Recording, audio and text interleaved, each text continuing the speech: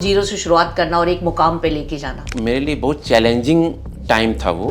Education के sector में बहुत काम कर रहे हैं। ये प्रेरणा आपको कहाँ से मिली? फैमिली से मिली, मेरे पिताजी से मिली। आईकैट के नाम से आपने एक इंस्टीट्यूट रन कर रहे हैं, आप कैसे मुमकिन हो गया? गिव अप करेंगे तो फिर मेरा सारा मेहनत, मेरा परिश्रम सब का व्यर्थ हो जाएगा।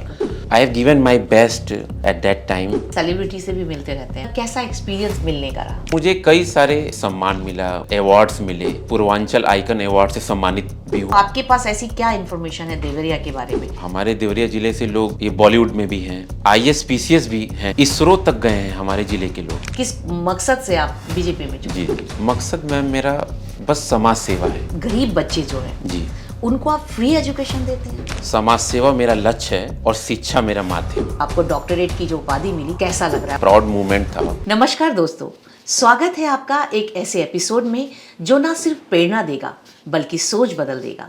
समाज सेवा हमारा लक्ष्य है और शिक्षा हमारा माध्यम। इसी सोच को जीते हैं हमारे आज के गेस्ट डॉक्टर शोएब जी। जब मकसद हो बदलाव का और रास्ता हो शिक्षा का, तब जन्म लेते हैं ऐसे लोग जिनकी जर्नी मिसाल बन जाती है। ना कोई बड़ा नाम, ना किसी का सहारा, बस एक सपना कि गरीब बच्चा भी टेक एक्सपर्ट बन सके, बढ़े पढ़ें और अपने परिवार की जिंदगी बदल सकें। जहां लोग नौकरी ढूंढते हैं, इन्होंने खुद एक इंस्टीट्यूट खड़ा कर दिया। जीरो से शुरू होकर 2000 से ज़्यादा जॉब प्लेसमेंट।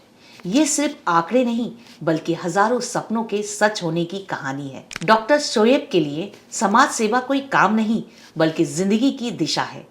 इनका ये सफ़र मेहनत, हौसले और समाज के लिए कुछ कर गुजरने की एक बेमिसाल कहानी है। तो चलिए जानते हैं इनकी जुबानी, इनकी चुनौतियाँ, उपलब्धियाँ और वो सपना जो अब एक आंदोलन बन चुका है। सबसे पहले डॉक्टर शोएब जी का हम स्वागत करते हैं। शोएब जी, आपका हमारे स्टूडियो में बहुत बहुत स्वागत है। Thank you ma'am. तो डॉक्टर साहब, बातचीत तो आपसे बहुत सारी रहेगी और बहुत सारी हम चर्चाएं करने वाले हैं। एजुकेशन सेक्टर में भी हम खूब बात करने वाले हैं क्योंकि उसी सेक्टर से आप जुड़े हैं और उसी सेक्टर में आप बहुत काम भी कर रहे हैं। तो सबसे पहले तो मैं आपको बधाई देना चाहूँगी। आपको कल ही यानी कि 2 अगस्त को डॉक्टरेट की उपाधि मिली है और आप देवरिया से यहाँ दिल्ली का सफ़र जो आपने तय किया और आपको डॉक्टरेट की जो उपाधि मिली, आपको कैसा लग रहा है और आपने कैसे कर लिया ये सब? वेरी वेरी थैंक्स, आपने मुझे कॉन्ग्रेचुलेट किया। सबसे पहले चीज़ तो मैम मैं आपको बता दूं कि देवरिया से लेके दिल्ली तक का सफ़र बहुत ही चैलेंजिंग भरा था, क्योंकि मैं बता दूं कि एक छोटे सिटी से चलकर राजधानी तक आना और डॉक्टरेट की उपाधि से सम्मानित होना, ये अपने में एक बहुत गर्व आदमी फील करता है कि जब मुझे सम्मानित किया गया, मैं बहुत प्राउड फील कर रहा था। ये सारा लगन, सारा मेहनत मेरा लास्ट 15 इयर्स जो मैं अपनी वर्किंग में सिंस 2010 से मैंने स्टार्ट किया और मेहनत करके, परिश्रम करके मैंने दिन रात एक किया, मेहनत किया। इसके अलावा भी मैं कई बार सम्मानित हुआ हूँ। मैं पूर्वांचल आइकन अवार्ड से भी सम्मानित हुआ हूँ। अपने फील्ड में मैंने बेस्ट दिया और बेस्ट दे के मैं यहाँ तक आपके बीच में मैं बैठा हूँ। ये मेरे लिए बहुत प्राउड मूवमेंट है कि मैं आपके साथ बैठ के पॉडकास्ट कर रहा हूँ जी। तो it's a very proud movement for me and for Deoria city also, क्योंकि एक छोटे ज़िले से मैं आया हूँ और मैं एक अपने ज़िले को भी रिप्रेजेंट कर रहा हूँ। बिल्कुल बिल्कुल। तो ये मैम बहुत प्राउड मूवमेंट है मेरे लिए और बहुत सम्मानजनक चीज़ है मेरे लिए। तो डॉक्टरेट की जो उपाधि आपको मिली है, ये किस यूनिवर्सिटी के थ्रू आपको मिली है? जी मैम, ये मैम मुझे मिला है वॉशिंगटन डिजिटल यूनिवर्सिटी, उसके द्वारा मुझे सम्मानित किया गया और मुझे कॉल आया कि आप नॉमिनेट हुए हैं और आपको वॉशिंगटन डिजिटल यूनिवर्सिटी के द्वारा आपको सम्मानित किया जाएगा, डॉक्टरेट की उपाधि दी जाएगी। आप अपने सेक्टर में लास्ट 15 ईयर से जो आपने बेस्ट दिया है अपना, जैसे कंप्यूटर टेक्निकल एजुकेशन की फील्ड से मैं लास्ट 15 ईयर से वर्क कर रहा हूँ मैं, और मैंने बहुत सारे स्टूडेंट्स को, बहुत सारे लोगों को जो है प्लेसमेंट कराया। डॉक्टर साहब, बहुत ही अच्छा लग रहा है। अब मुझे आपको डॉक्टर साहब बोलते हुए भी बड़ा मज़ा आ रहा है क्योंकि अब तक आप शोएब के नाम से जाने जाते थे और आपके आगे अब डॉक्टर लग चुका है, तो ये एक बहुत ही गर्व की बात है। अच्छा, मैं जैसे देख रही हूँ आपकी पूरी प्रोफाइल को, मैंने जाना और समझा, तो मुझे लगता है कि जैसे आप एजुकेशन के सेक्टर में बहुत काम कर रहे हैं। डेफिनेटली। तो ये प्रेरणा आपको कहाँ से मिली कि इस सेक्टर में काम किया जाए? ये प्रेरणा मेरे फैमिली से मिली। मेरे पिताजी से मिली, क्योंकि मैं एक शिक्षित परिवार से बिलोंग करता हूँ। क्योंकि मेरे फादर ने, जब मैं बचपन में मैं छोटा था, तो उस समय से मेरे फादर ने मुझे एजुकेशन लाइन में अच्छे से उन्होंने मुझे डाला जो है, और मुझे उन्होंने केरला भेजा। मैं साउथ का एजुकेशन मैंने लिया है। अरे वाह। हाँ, क्योंकि आप इसी से आप सोच सकती हैं कि मैं एक शिक्षित परिवार से ही बिलोंग करता हूँ, तभी हमारे फैमिली के लोगों ने, मेरे पिताजी ने मुझे केरला साउथ भेजा। वहाँ से मैंने स्कूलिंग की, बहुत कुछ मैंने वहाँ से सीखा, और मेरे प्रेरणा तो मेरे पिताजी है। अच्छा। तो लेकिन ये जो एजुकेशन का जो आप काम कर रहे हैं, जिस तरीके से आप लोगों को प्लेसमेंट और सब चीज़ें देते हैं, एक ज़ीरो से मैं कहूँगी आपने एक शुरुआत की। तो ये सोच आपकी जो डेवलप हुई, मतलब इतना आसान नहीं होता किसी भी चीज़ को जीरो से शुरुआत करना और एक मुकाम पे लेके जाना। जी, तो इसके लिए आपने काफ़ी तप किया होगा। मेरे लिए बहुत चैलेंजिंग टाइम था वो, क्योंकि मैंने अपना इंस्टीट्यूशन 2010 में मैंने स्टार्ट किया, और 2010 में अभी व्हाट्सएप और इंस्टाग्राम लॉन्च हुए थे। और उस समय मुझे टेक्निकल की फील्ड में वर्क करना बहुत मतलब चैलेंजिंग था। जैसे मैंने बताया आपको, मैं एक छोटी सिटी से बिलोंग करता हूँ, तो वहाँ के लोगों को टेक्नोलॉजी की फील्ड से जोड़ना, ये वाकई में बहुत चैलेंजिंग का काम था मेरे लिए। और मैंने लोगों को जोड़ा, मेहनत किया, और टेक्निकल फील्ड से मैंने जो है वहाँ पे मैंने अच्छे से वर्क किया और लोगों को जोड़ा भी, और अभी तक मैं अच्छा अपना बेस्ट देता आ रहा हूँ और लोगों को जोड़ने का काम कर रहा हूँ। बिल्कुल आपने ठीक कहा। पूर्वांचल जैसी जगह में, मतलब आईकैट आई के कैन। नाम से आपने एक इंस्टीट्यूट रन कर रहे हैं आप, और वो आपने ओपन किया। ये अपने आप में एक बहुत बड़ा चैलेंज था, जी। और आपने उसे, वो बहुत फेमस भी है जहाँ तक मुझे मालूम है। जी तो लोगों की चर्चाओं में तो है ही, आईकैट के नाम से मुझे लगता है कि सब जानते हैं। जी। जी, तो ये कैसे मुमकिन हो गया?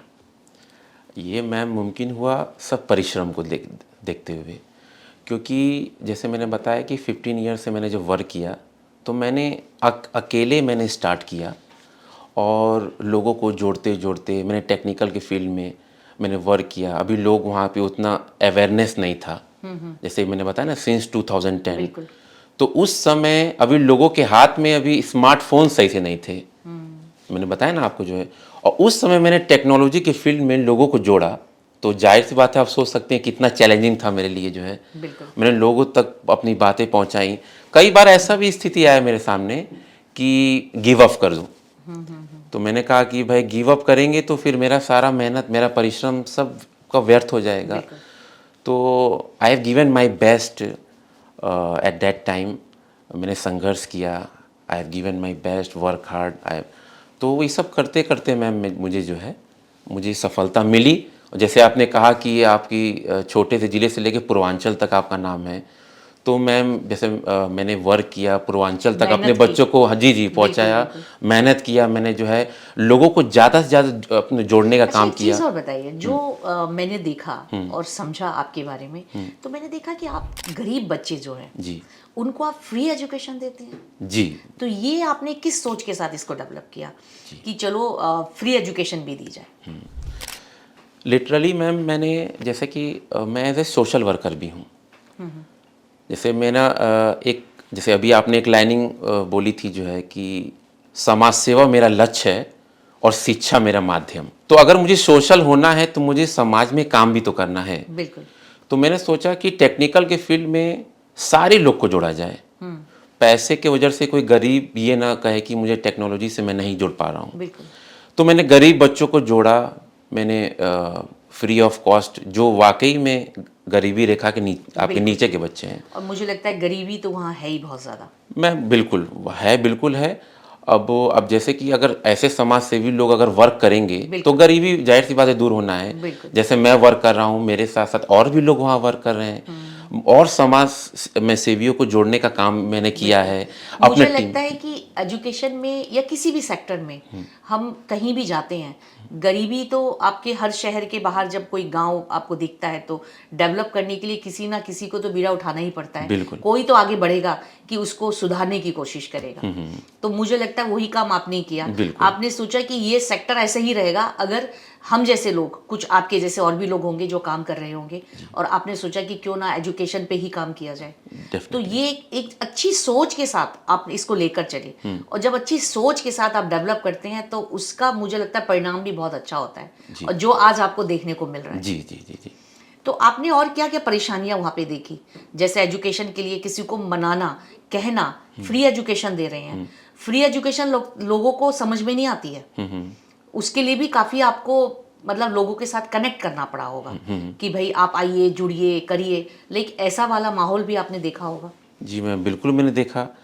अब जोड़ने के लिए मैंने लोगों को, जैसे मैंने बताया कि जब मैंने स्टार्ट किया तो अभी लोगों के हाथ में सही से स्मार्टफोन नहीं थे, जी, और मुझे कंप्यूटर देना पड़ा। उनको देना था जो है।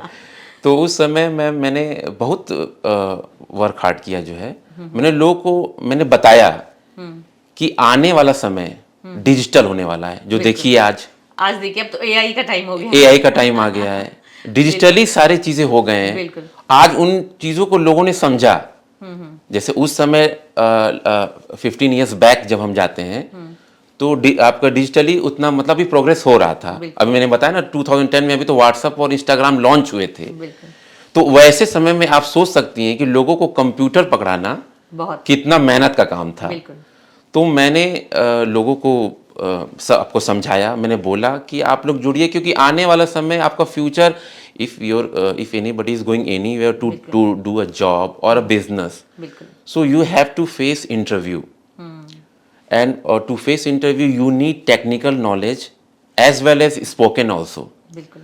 तो अब मैं अपने यहाँ टेक्नोलॉजी के वो टेक्निकल नॉलेज के साथ साथ मैंने स्पोकन क्लासेस भी दिए वहाँ पे। Okay. क्योंकि अभी हमारे क्षेत्र में इंग्लिश के मामले में, स्पोकन के मामले में भी बैक लोग थे जो है। बिल्कुल। तो मैंने कई सारे जगह जो है स्पीकिंग का जो है माहौल कोशिश बनाया, है, कोशिश माहौल किया कि लोग इंग्लिश स्पीकिंग से भी कनेक्ट हों। बिल्कुल। क्योंकि हमारे क्षेत्र में लोग इंग्लिश सब्जेक्ट तो पढ़ रहे हैं, ठीक है, सब्जेक्ट भी है, but they don't know how to express feelings. Feelings. If you want to go high level or a small level anywhere, so in that place you need your presentation skill. बिल्कुल। So how you will develop your presentation? बिल्कुल। You will develop when you will face anybody. So in that case आपको speaking के माध्यम से, क्योंकि जब spoken कोई कराता है तो जाहिर सी बात है, you have to speak, you have to stand and you have to talk each and other. Okay, तो मैंने ये सब भी किया टेक्निकल के साथ साथ। आज की डेट में देखिए स्पीकिंग के मामले में भी मैं अपने क्षेत्र में अच्छा काम कर रहा हूँ। लोगों को टेक्निकल के साथ फ्री ऑफ कॉस्ट स्पीकिंग में देता हूँ, मैं सिखाता हूँ। बिल्कुल। बिल्कुल। तो मेरी पूरी टीम काम कर रही है इसमें। जी, आप चाहते तो किसी अच्छी जगह जाके कहीं पर भी आप टेक्निकल जॉब कर सकते थे। ऑफर भी अच्छा, ऑफर भी आए होंगे आपको, लेकिन आपने अपना एरिया ही चुना कि हम अपने समाज को, अपने एरिया को ही डेवलप करें। ये अपने आप में एक बहुत बड़ी बात है। जी जी जी। मैं आपसे एक सवाल और पूछना चाहती हूँ कि जैसे आप एक इंस्टीट्यूट रन कर रहे हैं, इसमें प्लेसमेंट्स की सुविधाएं भी आपने ज़रूर रखी होंगी। तो अब तक कितने प्लेसमेंट्स आपकी इंस्टीट्यूट के हुए हैं लोगों को? बच्चों को जो जॉब मिली है, Yes. कितने बच्चों को जॉब मिली होंगी? बिल्कुल मैम, अभी तक मैंने नियर अबाउट, जैसे कि हम लोग का अभी डिटेल्स है हमारे पास जो है, नियर अबाउट 2000 स्टूडेंट्स में हमारे टीम के जरिए से प्लेसमेंट हम लोग ने पूरी सपोर्ट दिया, प्लेसमेंट कराया। तो नियर अबाउट 2000 के आसपास बच्चों को हमने फुल्ली सपोर्ट दिया जो है। अच्छा। और केवल हमारे देवरिया सिटी में नहीं, जैसे कि गोरखपुर हो गया, लखनऊ हो गया, दिल्ली जैसी सिटी में भी हमने भेजा। हमारे यहाँ के पढ़े हुए स्टूडेंट्स दुबई में जॉब कर रहे हैं। क्या बात है। हाँ हाँ, तो ये जॉब प्लेसमेंट ही सारा हम अगर मिलाते हैं तो अच्छा हमने वर्क उसमें हमने बेस्ट दिया। केवल मैंने ही नहीं, मेरी पूरी टीम मेरी काम कर रही है। अच्छा। हाँ, क्योंकि अकेले मैं क्या कर पाऊंगा। तो क्योंकि टीम में कितने लोग हैं आपके अभी? टीम में 25 लोग हैं। अच्छा। जैसे कि मैं टेक्निकल इंस्टीट्यूट के साथ साथ प्लेवे स्कूल भी, मतलब प्ले स्कूल भी चलाता हूँ। प्ले स्कूल भी चलता है मेरा। तो उसमें कितने बच्चे हैं आपके? उसमें नियर अबाउट 100 के आसपास स्टूडेंट्स, क्योंकि वो अभी मुझे कुछ ही दिन हुआ मुझे लॉन्च किए हुए अच्छा, अभी। किस नाम से आपने ओपन वो है Disney kids play school. Disney kids. Disney kids. और जो टेक्निकल इंस्टीट्यूट है मेरा, उसमें 400 स्टूडेंट्स, मोर देन 400 तो स्टूडेंट्स। इसमें जो डिज्नी स्कूल प्ले आपने लॉन्च किया है, हाँ। तो ये किसी की फ्रेंचाइजी है या आप ही का पैटर्न, नहीं आपका मैम, डिजाइन है? जैसे मैंने कहा ना कि मेरा एम था कि मुझे अपने हिसाब से काम करना है। बिल्कुल। क्योंकि मुझे अच्छे से पता है कि मुझे अपने ज़िले में क्या देना है। जी। फ्रेंचाइजी भी लोग लेते हैं, बिल्कुल। वो भी मैं ले सकता हूँ, कोई दिक्कत, मगर मैं अपने, क्योंकि मैं आपको बताया कि मेरा एजुकेशन खुद साउथ से हुआ है, तो मैंने वहाँ से मैंने देखा कैसे कैसे वर्क होता है जो है, तो हमने वो सारी चीज़ें, सारी इक्विपमेंट्स हो गया और बेस्ट टीचर्स हो गए, how to teach the kids, तो हाउ टू डेवलप, तो हमने अपने ही हिसाब से मैंने लॉन्च किया और अच्छा वर्क भी कर रहे हैं हम लोग जो है। अभी कुछ ही दिन हुआ मुझे प्ले वे स्कूल खुले हुए जो है, प्ले स्कूल खुले हुए, और अच्छा वर्क कर रहे हैं हम लोग तो उसमें। जैसे प्ले वे आपने स्कूल खोला है और जो दिल्ली एनसीआर के स्कूल्स हैं, या आप सोचते हैं कि मेरा स्कूल ऐसा हो, कुछ ऐसी सोच के साथ ही आपने ओपन किया बिल्कुल है? एकदम अच्छी सोच है। हाँ, तो उसमें क्या आपको लगता है कि चैलेंजेस क्या आते हैं और क्या चेंजिंग आप सोचते हैं कि इस सेक्टर में ये चेंज होना चाहिए आज के जमाने को देखते हुए, जहाँ एआई का टाइम है, लोग के पास स्मार्टफोन है जिसकी आप बात कर रहे हैं, तो यहाँ पे आप क्या चेंज देखते हैं? एजुकेशन में क्या क्या चेंज आप कर रहे हैं? देखिए मैम, एजुकेशन में जैसे मैंने बताया, जो प्ले स्कूल है, हमने इसलिए फ्रेंचाइजी नहीं ली क्योंकि मैं अफोर्डेबल फीस रख सकूं, क्योंकि अगर मैं फ्रेंचाइजी लूँगा तो उनके हिसाब से हमें, अब वो किस ज़िले में है, बिल्कुल। उस ज़िले के हिसाब से हमें फ़ीस रखना है। जी। तो हम, जैसे मैंने कहा कि मैं सोशल वर्कर भी हूँ, तो मैं अफोर्डेबल फ़ीस ऐसा रखूँ कि एक गरीब बच्चा भी प्लेवे में डालना चाहे बच्चों को, और पूरी अच्छी इक्विपमेंट्स के साथ, कि अच्छे अच्छे तरीक़ों से हम बच्चों को सिखा सकें, बिल्कुल। अच्छा इन्वायरमेंट मिले, बिल्कुल। ठीक है ना, और अच्छे, मतलब ये आपके प्लेग्राउंड हो, बच्चों को सिखाने के टीचर्स अच्छे हों, तो वो हम अपने अनुसार करेंगे तो मतलब वहाँ सब कोई आ सकता है। बिल्कुल। तो इसीलिए मैंने जो है अपने हिसाब से उसको रखा जो है, और मैं रन कर रहा हूँ उसको जो है। तो देवरिया के प्रॉपर देवरिया में ही आपका स्कूल है ये? यस, देवरिया। क्या उसकी पॉपुलेशन होगी हमारी देवरिया की? तो देवरिया में अगर पॉपुलेशन की बात करें तो अप्रॉक्स 30 to 35 लैक्स के बीच में होगी। पॉपुलेशन हमारा देवरिया डिस्ट्रिक्ट का है जो है कि। अच्छा, जी जी जी।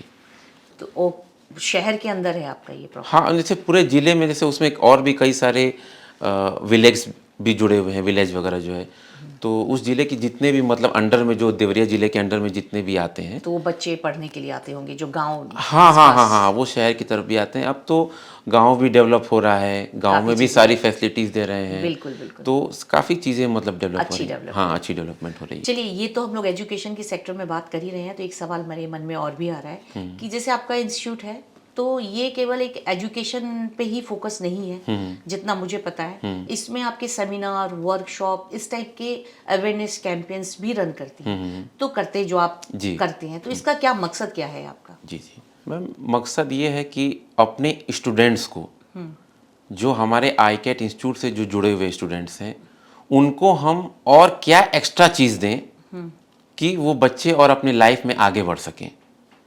क्योंकि जब मैं अपने आप को बेस्ट बोल रहा हूँ, मुझे अपने इंस्टीट्यूट को और आगे तक लेके जाना है, तो जाहिर सी बात है मुझे कुछ एक्स्ट्रा वर्क करना है।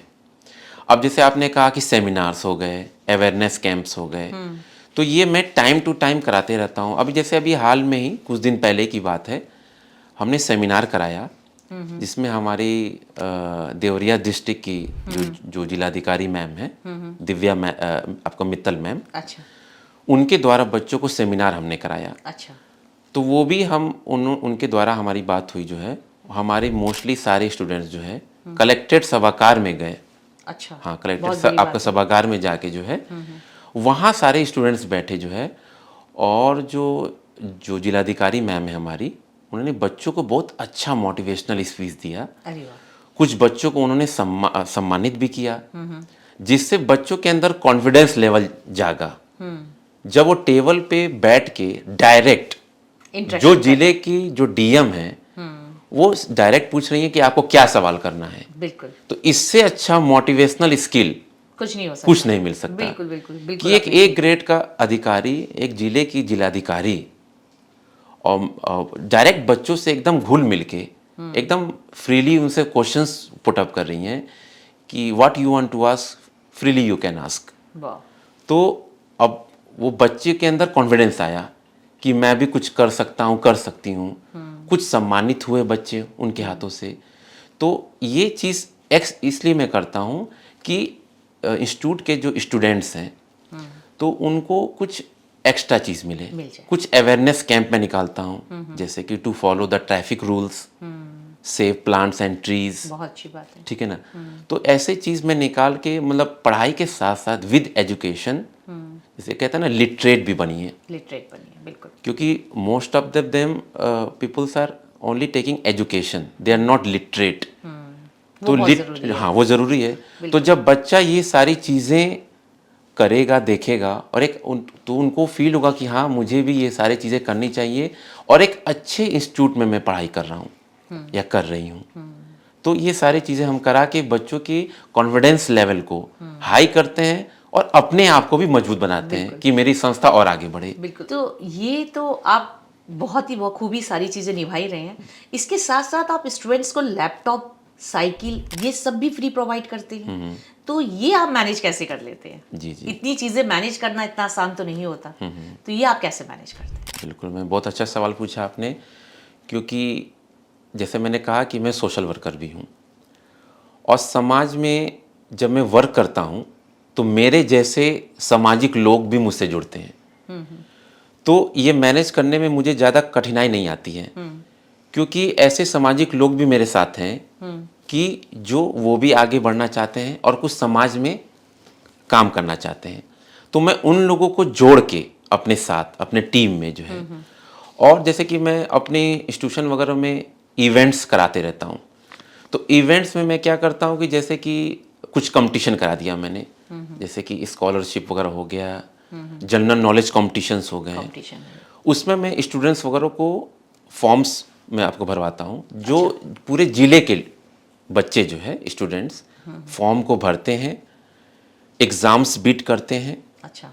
और जो उस एग्ज़ाम्स में अच्छे मतलब रैंकिंग में आते हैं तो उन बच्चों को हम लोग पुरस्कार से सम्मानित करते हैं और उनको लैपटॉप, डेस्कटॉप, ये सारी चीज़ें, टैबलेट। तो इसके लिए फंड कहाँ से आता है आपके पास? जी मैम, ये तो मैं अभी जैसे मैंने बताया ना, जैसे मैं आपका सोशल वर्कर हूँ, मेरे जैसे और भी मेरे डिस्ट्रिक्ट में ऐसे लोग हैं कि जो चाहते हैं कि अगर कोई अच्छा काम कर रहा है तो उसको तो उनसे वो जुड़ गए, उनको उन्होंने हेल्प किया और उनका भी नाम हुआ। भी हमने डाल दिया कि भाई हमारे साथ इन्होंने भी वर्क किया, इन्होंने भी मतलब लोगों को मतलब हेल्प किया। तो इन लोग के माध्यम से हम एक इवेंट को एक ग्रैंड इवेंट बनाते हैं और बच्चों को पुरस्कृत करते हैं, ये सारी चीज़ें। यानी कि और उसी के समाज के जो लोग हैं वही फंड में आपकी हेल्प करते हैं। बिल्कुल सही कहा आपने। ओके, बिल्कुल ठीक बात है। तो आपके इंस्टीट्यूट में जो कोर्सेज होते हैं वो किस तरह के कोर्सेज हैं? जी जी, एक्चुअली हमारे इंस्टीट्यूट में जैसे मैंने बताया कि टेक्निकल इंस्टीट्यूट है ये। तो टेक्निकल इंस्टीट्यूट में हमारे यहाँ every types of computer courses हैं। जैसे कि गवर्नमेंट जॉब प्रिपरेशन की बात अगर करते हैं हम तो CCC हो गया। अच्छा। हाँ, क्योंकि अधिकतर गवर्नमेंट जॉब में CCC है, O लेवल है, तो ये सब गवर्नमेंट जॉब में मांगते हैं, तो इसकी प्रिपरेशन होती है। अच्छा। इसके अलावा हम लोग ले लें तो ADCA कोर्स होता है 1 ईयर का, आपका DCA है, ADFA है, ग्राफिक डिज़ाइनिंग के कोर्सेज हैं। अच्छा। हाँ हाँ, अब जैसे लैंग्वेज प्रोग्रामिंग की बात कर लीजिए, तो कोडिंग्स की बात करते हैं अगर हम, तो C लैंग्वेज हो गया, पाइथन हो गया, जावा हो गया, ऑटोकैड हो गए, इस टाइप के जो भी जो डिमांडेबल कोर्सेज हैं वो सारी कोर्सेज हम लोग जो है अपनी टीम के माध्यम से। तो फीस का क्या रहता है, क्या स्ट्रक्चर है फीस का? अफोर्डेबल फीस है मैम, जैसे कि स्टार्टिंग 1000 से लेके 12,000 तक की जो है, मतलब मंथली भी जो पे करना चाहें, क्वार्टरली है, एनुअल है, पूरी सिस्टम जी पूरी, जैसे सब बनाया गया जी, है। जो बच्चा जैसे भी मतलब जैसे भी चाहे, हाँ जाके यानी कि हर बच्चा पढ़े, हाँ, हर बच्चा जो है सीखे, एजुकेट हो और समाज को एजुकेट करे। क्या बात है, ये तो बहुत ही मतलब एक अच्छी एक पहल है और मुझे लगता है कि सभी इसमें मतलब बहुत कंफर्ट जोन में आके लोग अपनी एजुकेशन को ले सकते हैं, टेक्निकल सारी चीज़ें सीख सकते हैं। जी जी, ये तो आपने मतलब कमाल की बात बता दी। इतनी अच्छा लग रहा है आपसे मिलके और मुझे लगता है देवरिया के लोगों को भी इतना अच्छा लगेगा इस पॉडकास्ट को देखने के बाद। और मैं तो देवरिया के लोगों से अपील भी करना चाहूँगी कि वो आगे बढ़ें और शोएब जी का साथ दें ताकि ये और ज़्यादा डेवलप हो। तो ये तो बहुत ही मतलब मजा आ रहा है आपसे पॉडकास्ट you, में ma'am. बात Thank करते you. हुए। आपके फादर जो है पॉलिटिक्स में रहे हैं, है ना, आप बीजेपी में भी हैं, तो आप एक सोशल वर्कर भी हैं, है ना। किस मकसद से आप बीजेपी में जुड़े? जी, मकसद मैम मेरा बस समाज सेवा है। मेरा कोई ऐसा लालच नहीं है कि मैं आगे चल के कोई चुनाव लड़ूं। ये समय और परिस्थिति के ऊपर डिपेंड करता है। अभी तो मेरा एकमात्र लक्ष्य यही है। मैं बीजेपी से बिल्कुल हूँ, मैं उसका एक कार्यकर्ता के रूप में मैं काम कर रहा हूँ और मैं उन लोग से जुड़ा हुआ हूँ और अच्छे मैं तरीके से काम कर रहा हूँ। हमारे एरिया के, हमारे ज़िले के विधायक जी हो गए, सांसद जी हो गए और काफ़ी लोग हैं, मैं जुड़ा हूँ उन लोग से और उन लोग से भी मैं हेल्प लेता रहता हूँ। तो मैं जब, जाहिर सी बात है, जब मैं पॉलिटिक्स से जुड़ा रहूँगा तो मुझे अगर कोई भी किसी के द्वारा कुछ काम कराना है या कुछ हेल्प लेना है, अब देखिए मैं अपने ज़िले की विधायक और सांसद की बात कर लूँ तो ये लोग बहुत अच्छा काम कर रहे हैं और मुझे बहुत अच्छा लगता है उनसे मिल के, ठीक है, उनसे जुड़ के, उनसे कई सारे बातें मैं करता हूँ अपने ये इंस्टीट्यूट के बारे में भी और मैं कैसे और कैसे आगे मैं काम करके और कैसे आगे बढ़ सकता हूँ। तो ये लोग मुझे बहुत मदद करते हैं। तो जुड़ने का मेन मकसद जो आपने कहा समाज सेवा है।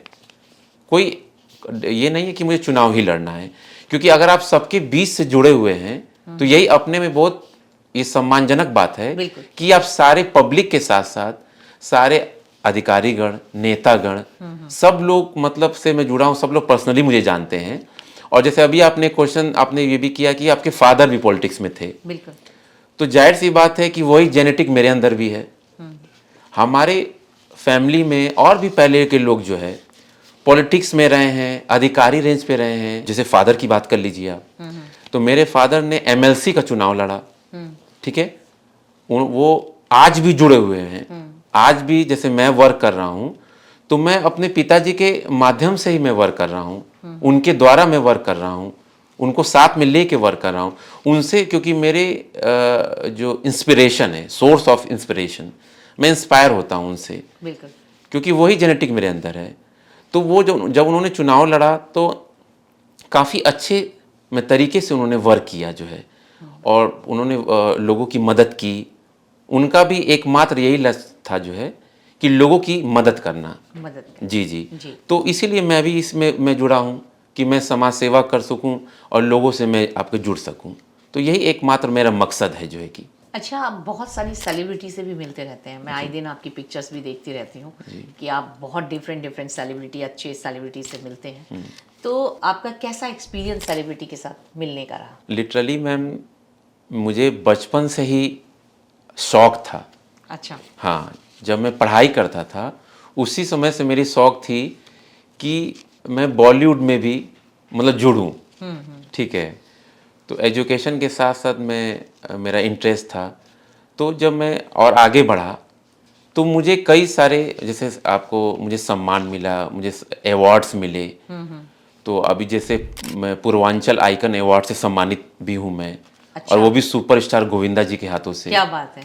तो जब फर्स्ट टाइम मैं उनसे मिला जो है, उनके हाथों से मुझे अवार्ड मिला, तो अपने में एक बहुत प्राउड मोमेंट था और बहुत ही हम्बल नेचर भी था सर का जो है, हमारे गोविंदा जी का जो है। मुझे गोविंदा जी को मुझे लगता है बहुत पसंद भी बहुत करते हैं। हाँ, अब मैं अब गोविंदा जी की बिहार बात, की तरफ। जी जी जी, बिहार की तरफ और हमारे आपके यूपी देवरिया में, देवरिया यूपी में में, तो सब लोग आज भी लोग उनको पसंद करते हैं। और वो पर्सनली, अब मैं अपनी बात बता दूं तो मेरी जो मदर हैं, जब हम लोग छोटे थे जो है, तो छोटे पर से ही जो है मेरी माता जी जो है, मेरी मदर गोविंदा जी की मूवीज़ देखा मतलब करती थी। अच्छा, हाँ, क्योंकि Govinda ji is a super star, ठीक है, not only in India, in all over the world peoples like him. बिल्कुल बिल्कुल। तो उनकी कॉमेडी, ठीक है ना, उनका एक्शन, ठीक है, तो ये सारी चीज़ें उनके अंदर कूट कूट के भरी हुई है। तो ऐसा सुपर स्टार मतलब बहुत कम मिलता है देखने में। तो शुरू से ही जो मेरी मदर थी मूवीज़ देखती थी। अब किसको पता था कि जिसकी मूवी मेरी माता जी देखा करती थी बचपन में, और अधिकतर गोविंदा जी की मूवी देखती थी वो, तो क्या पता था कि वही सुपरस्टार गोविंदा जी के हाथों से उनका लड़का जो है सम्मानित होगा। क्या बात। मैं उनसे मिला, उनसे बातें हुई, बिल्कुल, उनसे अवार्ड लिया, बहुत अच्छा उनसे हाथ मिलाया, कई सारी बातें हुई, बड़ा अच्छा लगा मुझे। तो ये प्राउड मोमेंट था मेरे लिए जो है। तो अभी आप जैसे आपने रवि किशन जी से भी अवार्ड लिया, हाँ हाँ तो वो कैसे आपने लिया उनसे हाँ हाँ। अवार्ड? देखिए रवि किशन जी का जैसे आपको मैं बता दूं जो है, एक्चुअली वो गोरखपुर जिले के वो सांसद भी हैं, और मैं देवरिया जिले से हूँ, मात्र 1 घंटे की दूरी पे है जो है। बिल्कुल। तो एक्चुअली मैंने अभी हमारी आपसे कुछ देर पहले अभी चर्चा हुई थी कि सर आप अवार्ड वगैरह कैसे बच्चों को डिस्ट्रीब्यूट करते हैं। तो उस इवेंट में जो है, अभी देखिए लास्ट इवेंट मेरा हुआ था देवरिया डिस्ट्रिक्ट में, तो हमारे chief guest honourable Ravi Kishan ji थे। क्या बात है, रवि किशन जी की अभी कल ही रिलीज हुई है मूवी, हाँ हाँ, अभी उनकी मूवी हाल में ही रिलीज हुई, कल ही हुई है। हाँ। आपका son of Sardar 2, son of सरदार 2। कितना अच्छा उनका जो है उसमें रोल है जो है। तो आपको वो डायलॉग भी तो याद होगा आपको, जो किसी के मतलब सब बोलते हैं रवि किशन जो को पसंद करते हैं, बताइए कौन सा डायलॉग है वो? जी जी जी, उनके तो डायलॉग्स कई सारे हैं, मगर एक डायलॉग तो बहुत फेमस है, यूपी बिहार दोनों साइड बोल में के जो है। बताएंगे आप? अब उनकी आवाज में तो मैं नहीं बोल पाऊंगा, मेरी कोशिश मतलब ये रहेगी कि उनका एक डायलॉग बहुत फेमस है कि जिंदगी झंड बा फिर भी घमंड बा। क्या बात है। तो ये उनकी डायलॉग जो है कि अब मेरे इवेंट में भी जब वो आए थे उन्होंने ये डायलॉग भी बोला था। बिल्कुल। हाँ, उन्होंने ये डायलॉग बोला जो है, तो काफी लोगों ने मतलब तालियां बजाई उनको, क्योंकि डायलॉग सुन के जो है, और लाइव उन्होंने देखा, बच्चों ने जो है, गार्जियंस ने और लोगों ने जो है। तो अवार्ड तो है ही सही, और उनको वैसे मैंने भी वो खुद इंसान भी बहुत अच्छे हैं, बहुत अच्छा बातचीत भी, मेरा भी उनके साथ इंटरेक्शन रहा है जी। जब मैं यूपी न्यूज चैनल में थी। हाँ। तो मैंने उनको कांटेक्ट किया था। आज भी अगर मैं उनको कॉल करती हूँ तो फोन उठाते हैं वो, हाँ हाँ पर्सनली मतलब जी जी जी, बात करते हैं वो। हाँ। मतलब नेचर भी बहुत अच्छा है, बहुत अच्छा। मतलब वो नहीं है कि उनके मैनेजर ही बात करेंगे, हाँ हाँ हाँ, ये हाँ। ऐसा वाला नेचर उनका ये वो नहीं है, ऐसा ये ईगो नहीं है बिल्कुल। उनमें, और बहुत अच्छा है, बहुत अच्छे इंसान है। नहीं, जब मैं भी गया उनसे जो है, जब इवेंट मेरा होना था, तो उनसे मैं गया, उनके पास मिला जो है, तो मैंने बताया, तो उन्होंने कहा कि वाओ, आप एजुकेशन लाइन में अपने डिस्ट्रिक्ट में लास्ट 14-15 ईयर से वर्क कर रहे हैं, आप कुछ समाज में कुछ दे रहे हैं, और आप बच्चों को लैपटॉप, डेस्कटॉप, साइकिल, स्मार्टफोन, ये सारी चीज़ें आप बांट रहे हैं, तो ये तो बहुत अच्छी बात है। बिल्कुल। मैं आपके इवेंट में ज़रूर आऊँगा, आप जाइए अपनी इवेंट की तैयारी करिए। और मैं बताऊं कि जिस समय मेरा इवेंट हुआ उस समय चुनाव का माहौल चल रहा था, उनको कहीं बाहर भी, वो तो स्टार प्रचारक हैं जो है भाजपा के, तो उनको जाना था, मगर तो भी उस समय उन्होंने समय निकाल के आए, और बच्चों को उन्होंने पुरस्कृत किया जो है, हम लोग को प्रोत्साहित किया, और काफ़ी एक्सपीरियंस बहुत अच्छा लगा उनसे जो है। बहुत एजुकेशन पे अच्छा उन्होंने मतलब फोर्स मतलब प्रेशर दिया कि बहुत अच्छा काम कर रहे हैं आप। शोएब जी, रवि किशन जी से मिले आप, गोविंदा जी से मिले, उसके बाद आपकी मुलाकात जो है कैलाश खेर जी से भी हुई। तो वहाँ एक आपका जैसे महोत्सव होता है, बहुत तरह के महोत्सव गवर्नमेंट्स करती है, तो एक देवरिया महोत्सव भी हुआ था। जी।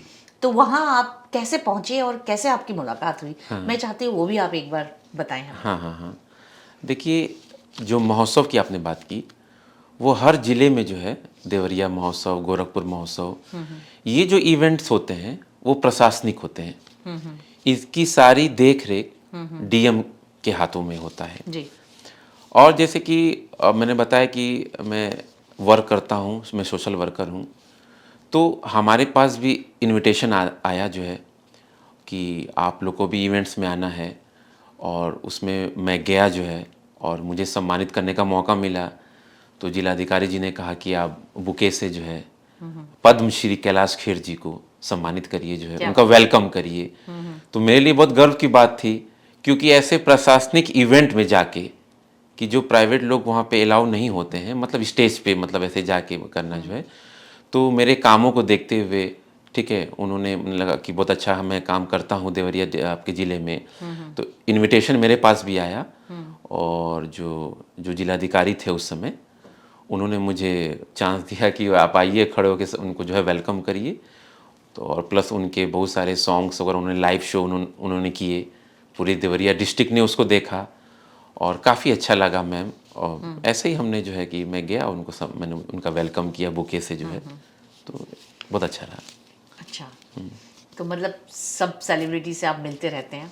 इवेंट्स में आप रेगुलर मेरे ख्याल से जाते ही जाते हैं। अभी अभी अभी जो रिसेंटली इवेंट हुआ है, जी, इसमें हमारे आपके शहबाज खान जी भी आए थे। अच्छा, ये ओके। भी एक स्टार हैं, आप जानते हैं बिल्कुल, बॉलीवुड, बिल्कुल, मैं इनको जानती कौन हूँ। नहीं जानता है बिल्कुल, बिल्कुल। शहबाज खान जी को। जी। अभी कल ही इनसे मेरी मुलाकात हुई, स्टेज पे ही उन्होंने कम से कम कुछ देर तो उनसे मेरी बात हुई। क्या बात है। तो अच्छा लगता है मैम, सेलिब्रिटी लोग से मिलना जो है। बहुत और ये मेरी शुरू से मेरा रहा, मैंने कहा ना मेरी हॉबी मेरी रही है कि मैं ऐसे लोग से मिलूं, जो है सीखने का मौका मिलता है अच्छा जो है।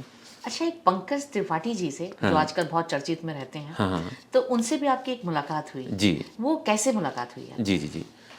अब जैसे मैं कि जहाँ जो हमारा ज़िला है और उनके ज़िले में, मतलब अब जैसे हमारा यूपी और बॉर्डर आपका बिहार से बिलोंग, तो बीच में जैसे कि इमोशनल मोमेंट था। उसमें उनके फादर एक्सपायर किए थे, जो है बहुत इमोशनल मोमेंट था। तो मैं गया जो है और उनके घर गया, उनसे मुलाकात हुई, शोक मैंने प्रकट किया उसमें जो है, और उनसे कुछ देर बातें हुई। तो बहुत इमोशनल मोमेंट था। थोड़ी देर उनसे मुलाकात हुई, अच्छा लगा, उनसे बातचीत हुआ।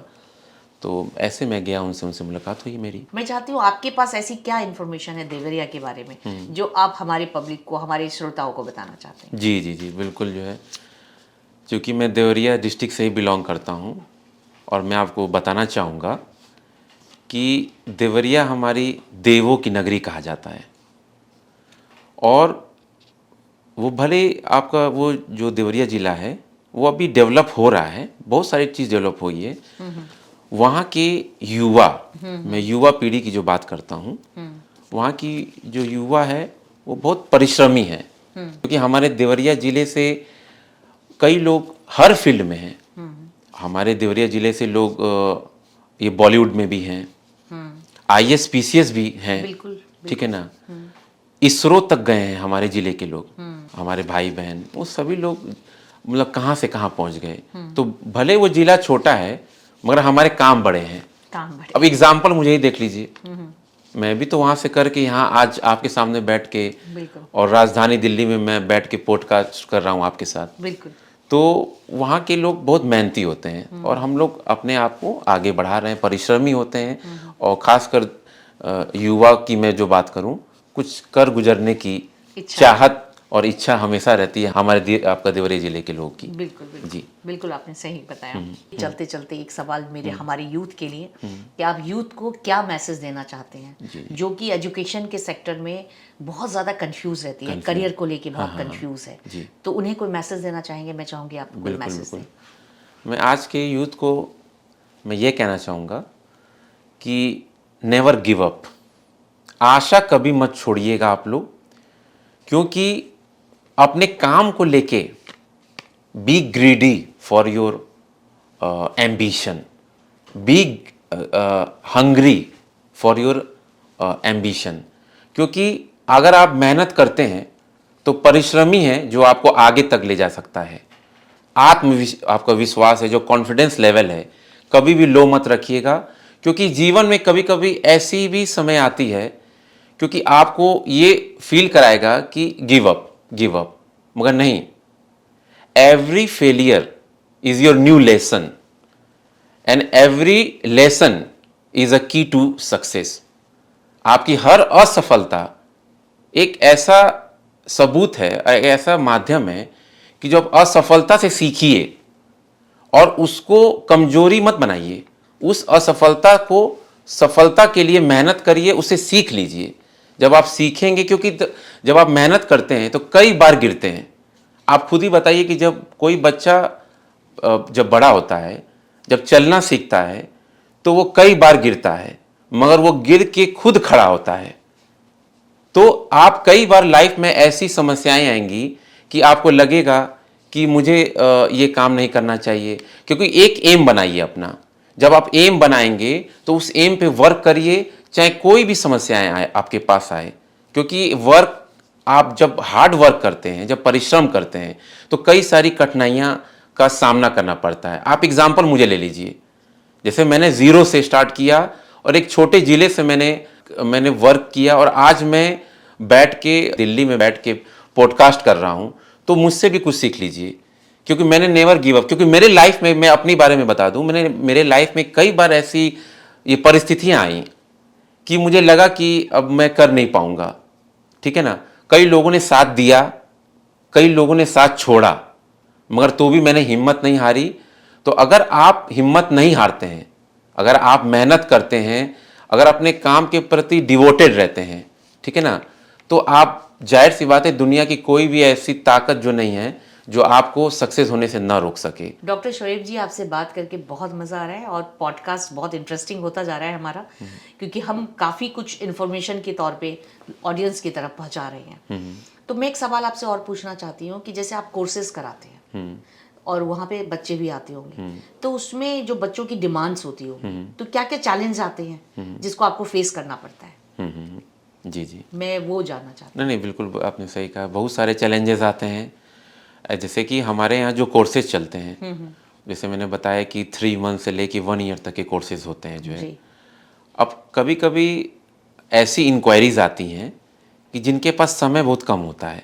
अब जैसे मान के चलिए कि 1 ईयर का कोर्स है या 6 मंथ का ड्यूरेशन का कोर्स है। अब उसमें कई सारे ऐसे स्टूडेंट्स आते हैं जिनको कम समय में सीख के जल्दी कहीं बाहर जाना है। अच्छा। अब ये तो सबसे बड़ा चैलेंजिंग है कि मैं 6 मंथ के कोर्स को 1 मंथ में कैसे कंप्लीट किया जाए। बिल्कुल सही बात है। तो अब उसमें क्या होता है कि फिर टीम हमारी काम करती है उस पर। उसमें क्या होता है कि अगर कोई 6 मंथ का कोर्स है, अगर 1 मंथ में ही करना चाहता हो, तो उसमें हमारी कई सारी टीम को, हमने उस कोर्स को, स्टूडेंट्स को समय देना होता है थोड़ा। अब ऐसे क्या है कि जो ड्यूरेशन वाली कोर्सेज होती हैं वो पर डे 1 आवर 2 आवर होता है, ठीक है, कोर्सेज आपके चलते हैं आपके पर डे। अब इसमें क्या है कि उन बच्चों को थोड़ा सा प्रेशर तो होता है, क्योंकि उनको ज़्यादा समय देना होता है, और ज़्यादा समय दे के हम हमारी टीम जो काम करती है उनको सारी चीज़ें कम समय में सिखाना है। अब बच्चे का ये भी देखना है कि आईक्यू लेवल क्या है। अब कुछ बच्चों की, स्टूडेंट्स की आईक्यू लेवल थोड़ी ये कमज़ोर होती है, कुछ लोग बहुत जल्दी कैच कर लेते हैं। अब जो जल्दी कैच कर लेते हैं उनको तो थोड़ा सा इजी वे में आदमी सिखा लेता है, और जिनकी आईक्यू थोड़ी कम होती है उन पे बहुत ज़्यादा चैलेंजिंग होता है कि उनको ज़्यादा से ज़्यादा कितना हम कैसे उनको सिखा सके, कितना ईजी वे में सिखाएं कि बच्चा समझ भी जाए, और अगर कहीं वर्क करने जाए तो उसको कोई प्रॉब्लम्स ना क्रिएट हो। तो चैलेंजेस बहुत सारे आते हैं जिसको हम लोग अब लास्ट 14-15 ईयर से तो यही हमने फेस किया लोग को जो है। तो इसको हम लोग मैनेज करते हैं, किसी भी तरह टीम हमारी वर्क करती है। तो डॉक्टर साहब, बहुत अच्छा लगा आपसे बात करके। आपने इतनी अच्छी इंस्पायरिंग जर्नी हमारे दर्शकों को सुनाई जी, और हम कामना करते हैं आई कैट जो है ऊंचाइयों को छुए। नमस्कार। थैंक यू, नमस्कार। दोस्तों, अगर आप भी कुछ बड़ा करना चाहते हैं तो डॉक्टर शोएब की जर्नी से बहुत कुछ सीख सकते हैं। मिलते हैं अगले एपिसोड में, तब तक के लिए सीखते रहिए, बढ़ते रहिए।